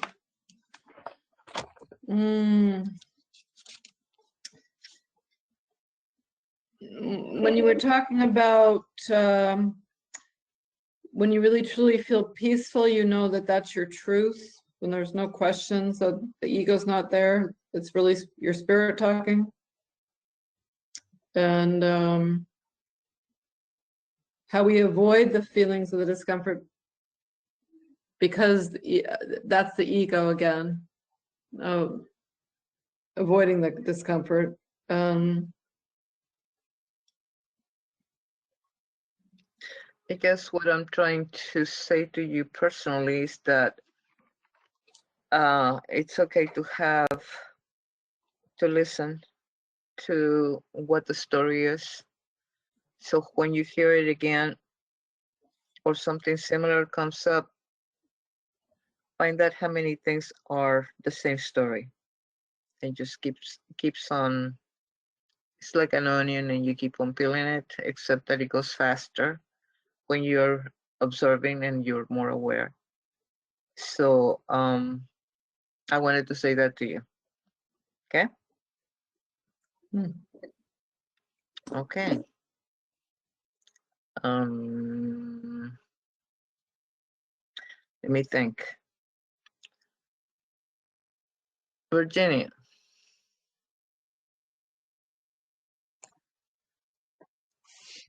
What are you taking from this? Well, the thing that everything is always in movement, and we trust that. It's kind of like if you don't like what's happening now, just wait, it's going to change. Right. But It's like also, they say when you're in Florida, wait 20 minutes and the weather changes. right. And so do the feelings. So, and this is a part of mindfulness practice, is to just sit and observe what floats through your consciousness and don't attach to any of it. Just watch it move. Oh, here comes a little thought about fear. Here comes a little thought about whatever. But And that then, also implies you doing something. I want you to drop even that. right. Okay. So let me ask you about this then, because before this class started, I was telling you about setting up for this class. Right. So to get everybody else in on the situation, because there was something you did say about choosing to act rather than react. Right, and I will Because always say then that, you're regardless of guided, the class. and to me that means I'm guided by my higher self in that moment. Right. So what happened today was at around 10:15, I said, let me just log on to the class to make sure everything's all right, because I have a different computer and I didn't lead last week and blah blah. So I couldn't log on, and it would not recognize me as the host. And I tried everything I knew, and then I finally wound up calling support, and they were trying to talk me through it, and she couldn't figure it out. And so by that time it was about uh, 12 after 12, and I'm thinking, I've got about 15 to 17 minutes here to get this figured out. And I was afraid that we weren't going to figure it out. And I was very anxious about it. And so I noticed that. And I said, oh my God, I'm panicking here. All right, let me relax. And so I just relaxed and said, okay, then I know what to do. So I just visualized us logging on time, me celebrating that we figured it out, that I was so happy and so grateful. And like 1 minute later, we figured it out, or less than a minute, we figured it out. So as soon as I shifted out of the fear and paused and said, okay, what do I want here? I want to be able to log on and everybody be, or me be happy that everybody's logged on. And you were so, acting. and I was acting. And it was really quick. that we figured it out. It was we were using the wrong email for the wrong account. So, hello. Uh, so, is that an example of what you're talking about? Yes. Because I felt the panic. I felt my chest tighten. I felt the fear. And I went, no, I got to shift. So that's what happened. And the minute I shifted and started visualizing us all on here talking, and that I was happy that it was resolved before 12:30, it was like a light went on. It was like the heaviness of the fear and the fear. And then as soon as I made the shift, it was, and not kidding, it was just like everything was literally physically like light. I felt like I moved out of the shadows into the light. You did. And at that point, things get resolved. Yes. Because everything becomes clearer and more, you enter the flow. Yeah. What we call the flow. You enter the wave. And I was totally at peace and content. Right. Okay. Thank you for that. Thank you. Somebody else who wants to tell me what they got out of this? I'll take anyone. Anyone? Sarah has her hand up. Hi, Sarah. Hi. The big takeaway for me really was focusing on the body. I feel like you've said it 100 times, but for some reason, it was this time really that it hit me that just really quieting everything and observing my body should be like my go-to every time. And I swear, I know you've said it like all the time, but for some reason it just hit me now. So I don't know. I guess I've always downgraded the body in a way because it We seems all do. Of like lower vibration. But it's not. But it's not. I know. And that was, I guess, a big thing for me today in this class. Right. So thank you. That was one of the biggest discoveries for me, because until I acknowledged the body, there was no way to help me. For me to help myself.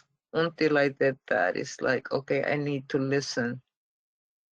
Listen to your body. Yeah. If you take nothing else from this class today, take that. Because that is 1/3 that you're discarding if you do not. And plus you're also discarding your intuition. I mean, where it could be more pronounced and more available to help you.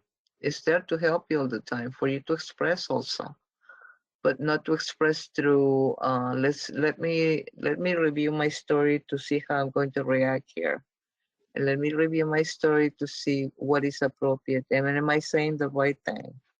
You get an argument with somebody or a discussion, and you're trying to see your point and only your point, because that's your story. So we're always trying to defend that. Can we get out of the story and have a conversation anyway? Yes, we can. So that's how we usually, that's the easiest way that I know how to help yourself overall. And it's the quit denying your body. Quit denying that your body is spiritual. Quit denying that it does not, that is not a part of God or a part of the all or a part of infinity. It is. So how do we do that? How do we acknowledge our bodies? Is by allowing the body to feel. I mean, stopping, then allowing the body to feel, and then after hearing, instead of reactive, you will be more active. Okay? Thank you, Angie. Sure. Virginia? And that reminds me of what you were talking about, Sherry, is like you're involved in the situation, and how do I change from reacting to acting? And that is the pause. Didn't you mention pause, Angie? Like Yes. is that the drop the Pause, story part? stop, drop the story and stop. What are you dropping? You're dropping the story. You're dropping the, okay, this means this and this means that, and he did this because of this, and she did that because of that, and she's upset, she's not upset, he's SOB or whatever, you know, whatever the title, whatever they're not listening to me. That's a story. You're telling yourself a story. Drop the story. The moment you drop the story, you can hear. And you can do that in the situation. Right, of course. Sherry,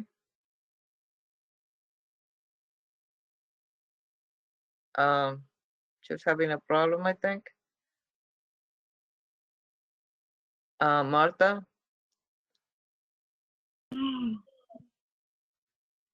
I'm having a problem. No. Okay, do me a favor, Martha, do me a favor and don't move right now. Just talk. Oh, because okay. I'm having, yeah, go ahead. Don't move. I will try to articulate this. Okay. Yeah, No, you're no. fine. I'm talking. I'm in a meeting, sweetie. I can't look. I'm in a meeting. So, I'm thinking about just like a very recent situation for me, where I reconnected with a friend, with a he wasn't even a friend. We were colleagues in college, and we allowed it to go with the flow. And the day that I felt like, yes, I feel like yes, he should come. That day is the day that he bought the tickets, and he surprised me the next day. And now we have gone into this other situation where I think we're just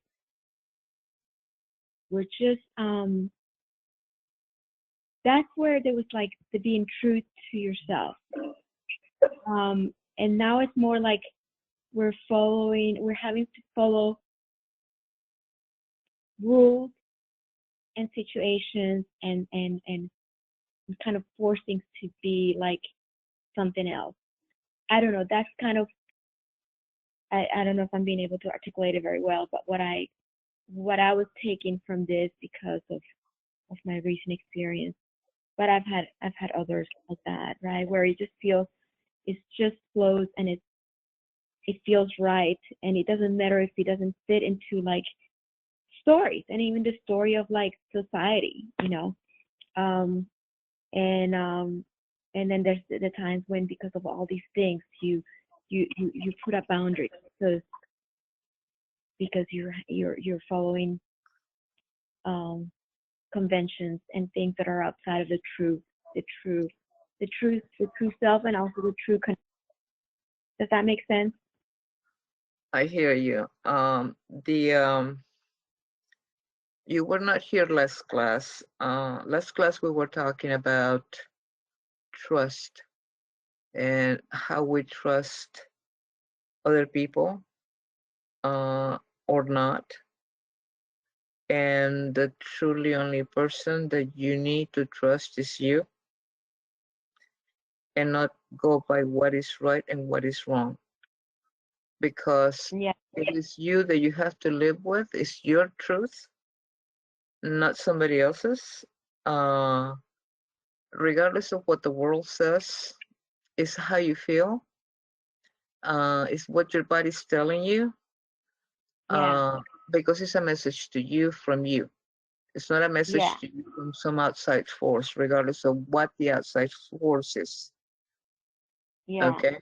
So regardless, and that goes for all of you. Regardless of the source, it's just what is my body telling me. But only after you take the time to clear the area in your, and stop and recognize what your body's truly telling you, not in a reactive mode. Okay, so that's the difference. Try not to be reactive when you, well, you cannot be reactive and really be clear. So if your body's saying that, no, then I would say it's your ego. But otherwise, you know, if and then after you stopped and you felt your body and you became clear, then you became an open channel because you listened. Okay, so then there's no, and there is trust, not in the outside world, but in you. You trust your body to know, you trust your mind to know, you trust your field to know. And that is a big change. You know, that's a game changer again, because you're not basing your values or whatever you need to do in somebody else's perception and how somebody else looks at you. They have their own thing and you have your own, and you both have stories, but when you drop yours, you're able to see his better. Yeah. And then you can't really decide, but again, the trust has to be in you. I'm sorry you were not there for last week's class, but it was very good.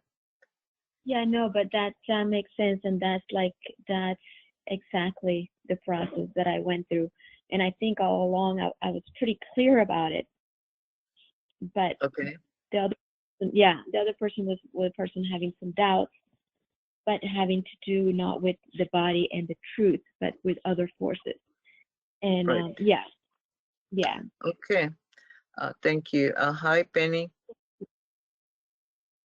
I wanted to say my takeaway from this, the biggest takeaway for me is when you said we are always practicing, which is what I feel like I have to do, because maybe kind of like Sherry said, you know, like you're right in the middle of it, and like I think I liked how she said it kind of squishes out the side.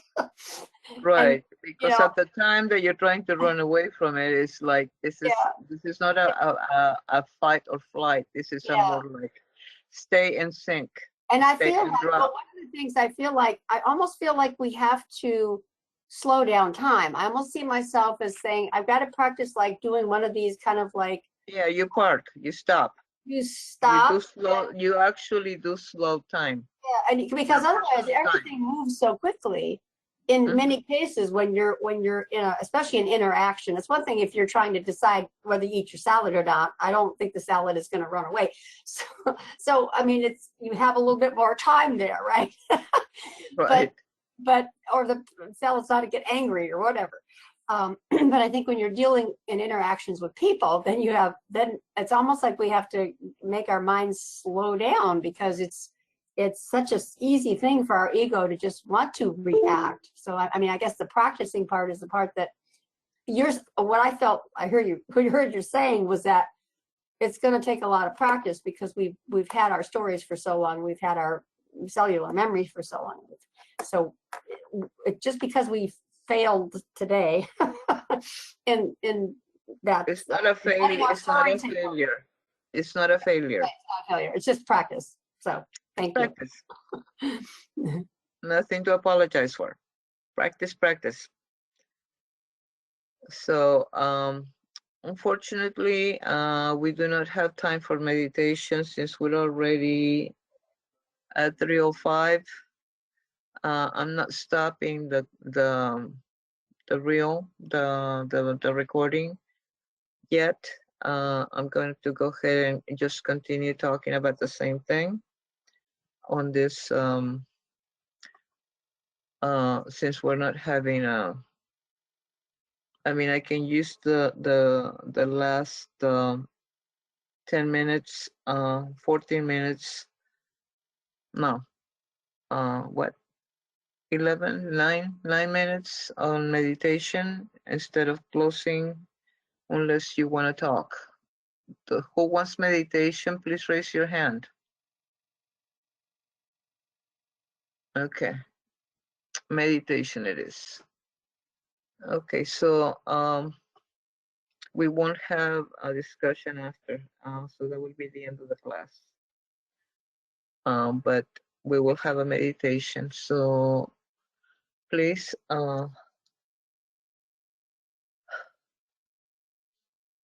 take a deep breath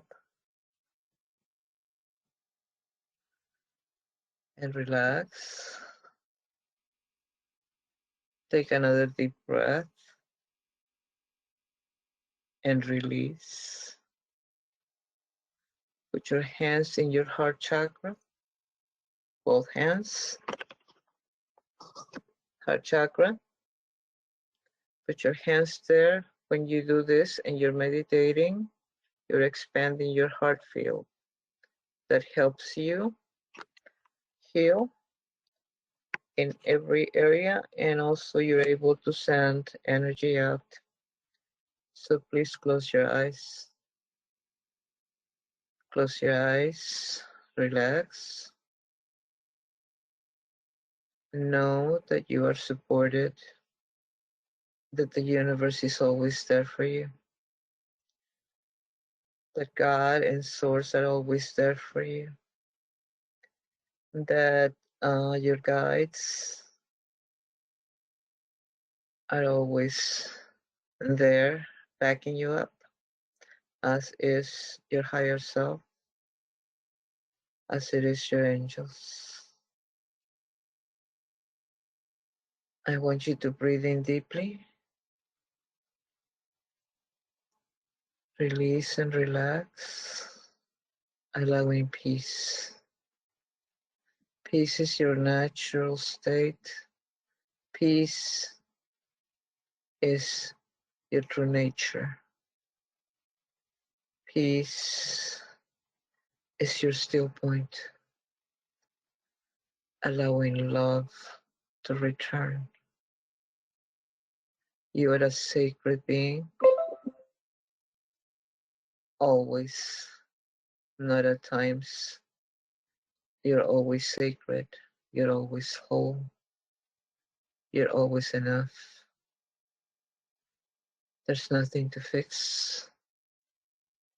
There's nothing that needs to be controlled, because there's always the main factor, which is you. And you don't have a say. And you are part of that say once you become clear. Once you're clear, you realize the beauty of the gift you have been given through your body, through your senses. Breathe in and relax.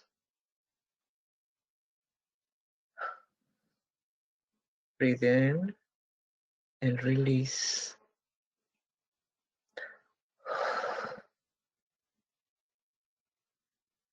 Allowing good feelings, allowing wholeness, allowing joy,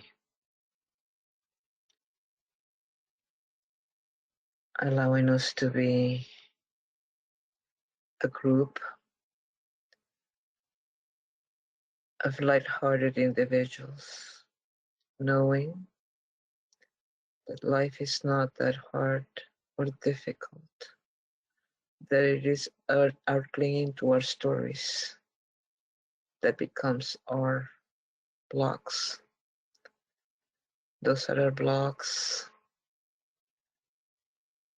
to love. Miracles only happen, and very quickly, when you drop the story. Allow yourself to blossom. Allow mercy and compassion. You are that. There is nothing that you need to fix. You came here already as a perfect spiritual being. What we're doing now is learning how to be spiritual human beings. Not just human beings and not just physical, but spiritual human beings. You are that which was so much wanted by existence that you came into being. Yes, you are wanted. Yes, you are needed. Yes, you are loved beyond your wildest dreams. And don't pay attention to the ego saying, no, I'm not.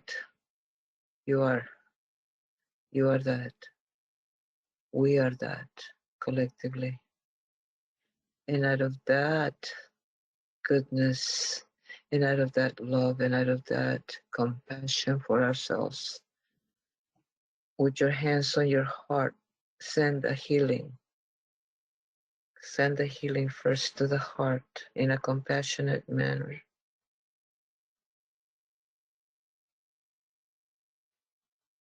As you would do that to somebody you truly love in a compassionate, loving way. You are that love. You are that compassion.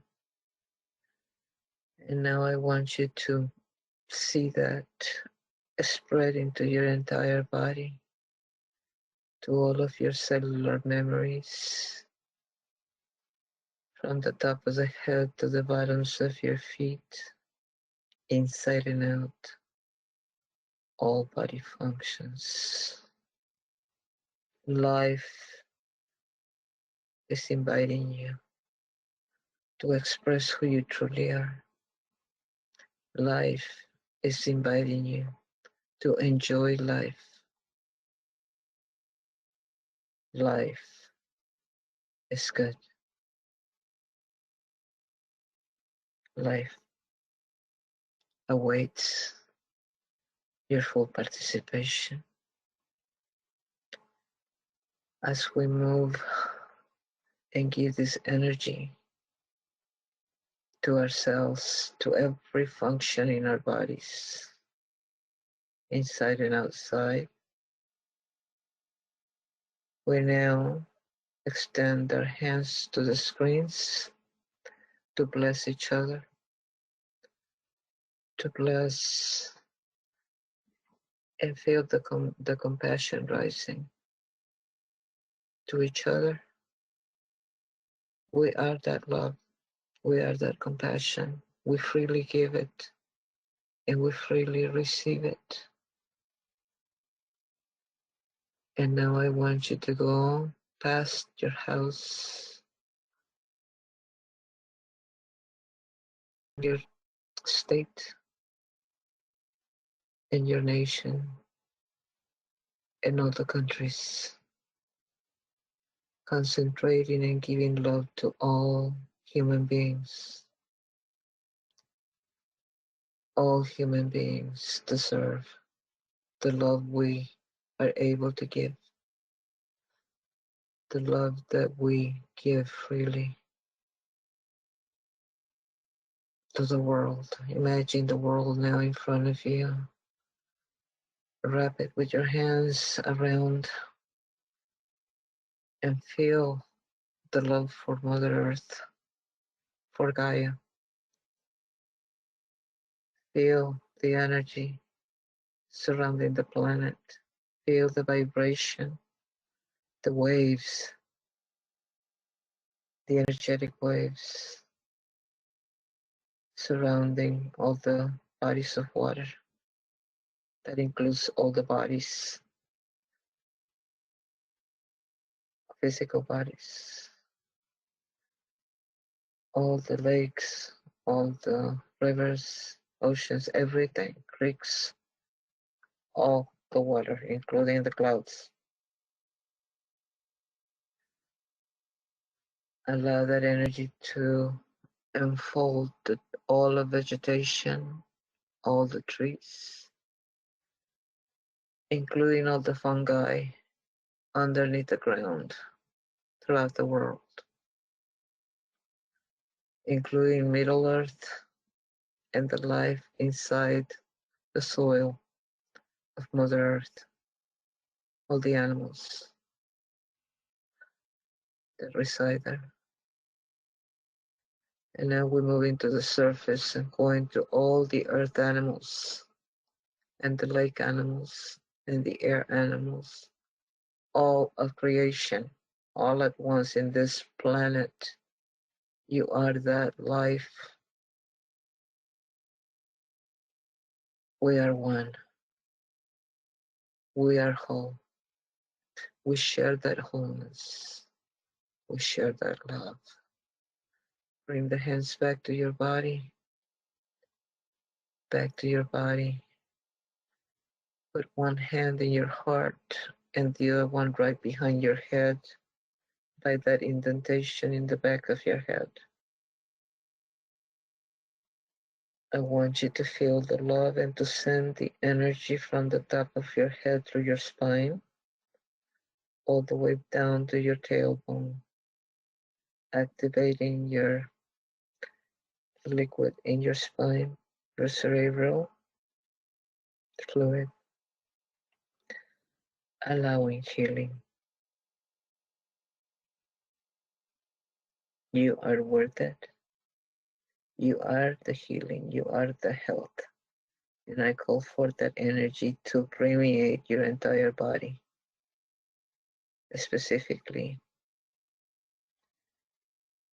your fluids, all of them, all of your meridians, all of your vital energies in your system, all of them. Bring both hands into your heart chakra. Bringing all our energy back into the room, into our space, into our body. Anything that supposedly needs to be taken care of, bring it on. It's not your problem. It may be a story that you can take care of, that you are unable to take care of. It's a story. That's all it is. Realize that there is no problems. You are the solution.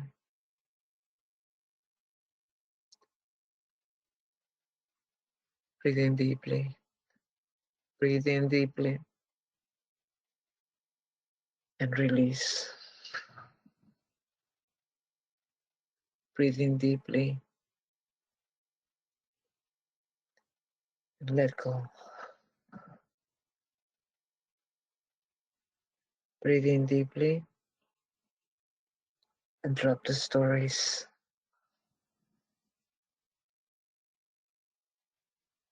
Breathe in deeply and come back to yourself. Release all tension. I say release all tension. Relax. I want you to ground yourself, whatever you're sitting or laying down. Grounding now, coming back, not only into the body, but back to the conversation. When you're ready, open your eyes and rejoin us. Namaste.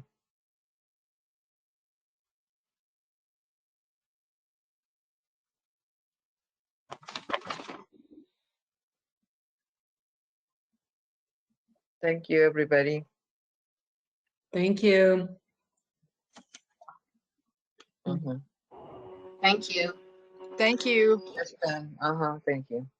Bye, Mama, Sherry, Martha.